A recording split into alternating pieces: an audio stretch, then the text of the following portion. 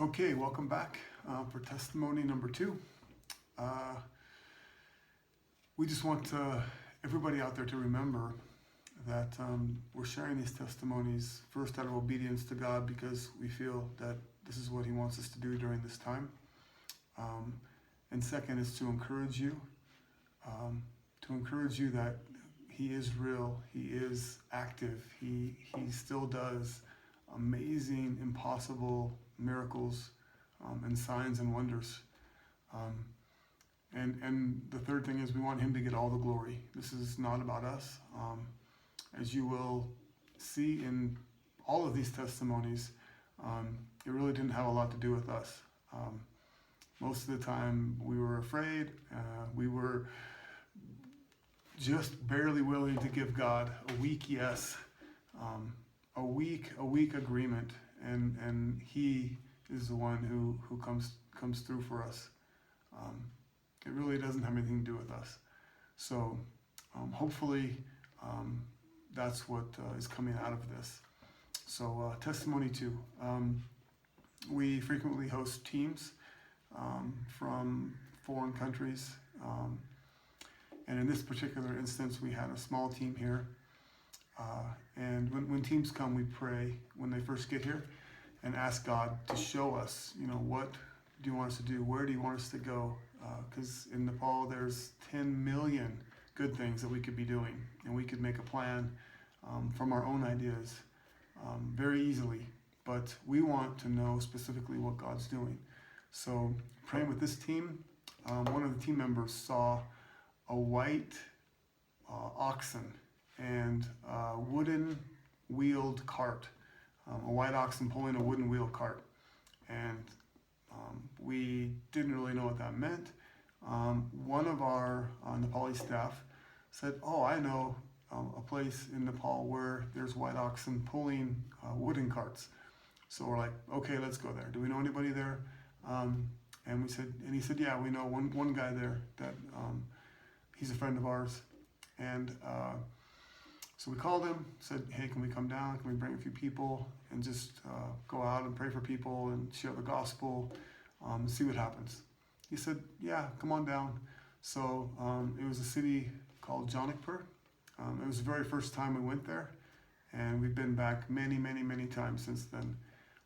And every time down there, God really, really does amazing things. And probably 3 or 4 of these 10 testimonies will be from there because every time we go down there, He does amazing, amazing things.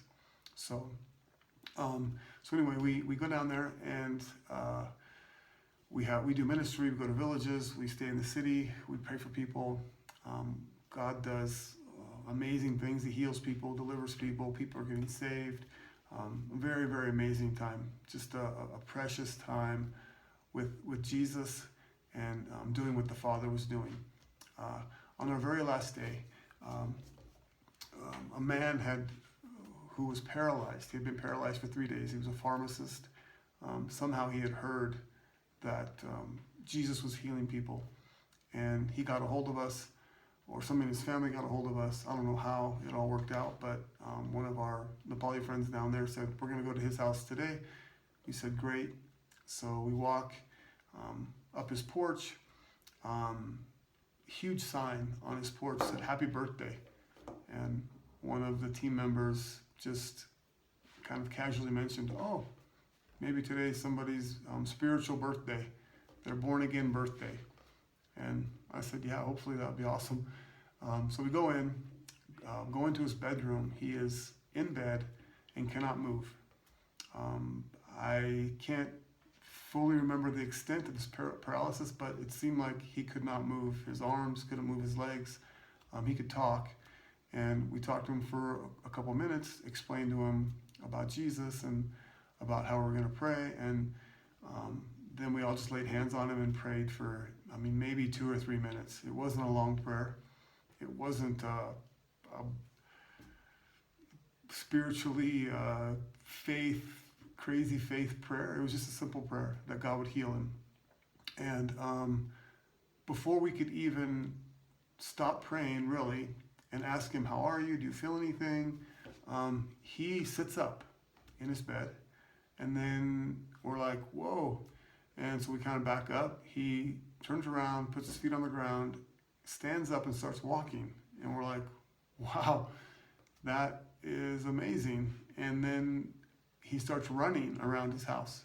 He did a couple laps all through his house running. And then he came and sat down. And we were just sitting there in shock, like, what in the world did God just do? And so we tell him about Jesus some more, and we ask him if he wants to believe. And he said, of course. And he and his entire household gave their life to Jesus that day, right then, except for one young, late teenager was a little bit reluctant, and we said, if you're reluctant, don't do it because you're not ready yet. And they said, I want to learn more. I want to find out more first before I make this decision. And we said, that's great. That's how it's supposed to be. You shouldn't take this decision without knowing for sure. And but yeah, so anyway, it was happy birthday, spiritual birthday for the man, the paralyzed pharmacist, and his whole household. He had been to the doctor. The doctor could not understand what was happening. And then later that day, that evening, we get a call, and the doctor who had examined him wanted to meet us. So we walk to the doctor's office, go in, and he sits us down. And he says, I heard what happened. And he said, I don't know how to explain it, but I can know this for sure, that I'm just a doctor. He said, I can just treat sickness. But your God, he actually can heal sickness. And he was in awe. And he wanted us to stay extra days. We were leaving that evening on the bus. And he wanted us to stay extra just so we could pray for more people. And we told him, we'll be back. We'll come back down. And we'll make sure that that when we come back down, we'll connect with you again, and we can pray for some more people. We just didn't feel led, because he wanted to pay us and do all this stuff for us. And we're like, it's not about that. It's not about buying stuff. It's not about paying. But we'll definitely meet you again and pray for people. So God's amazing. When you just give Jesus a yes and choose to go on an adventure with him, you're going to see amazing things. You're going to witness things that you'll be in awe of, and you'll give God all the glory, because you'll see that it has nothing to do with you. It's a weak agreement, weak obedience is all it takes for God to show up and do amazing, amazing things in and through you. So hopefully this has encouraged you. Hopefully it encourages you to step out and just and pray for people. It doesn't have to be a super prayer. It doesn't have to even say the right things. It just has to be a little seed of faith inside of you for God to show up and do things. And you'll be amazed. You'll live a life completely in awe of what God can do and what he wants to do. So bless you until next time. Thank you for watching, and be encouraged.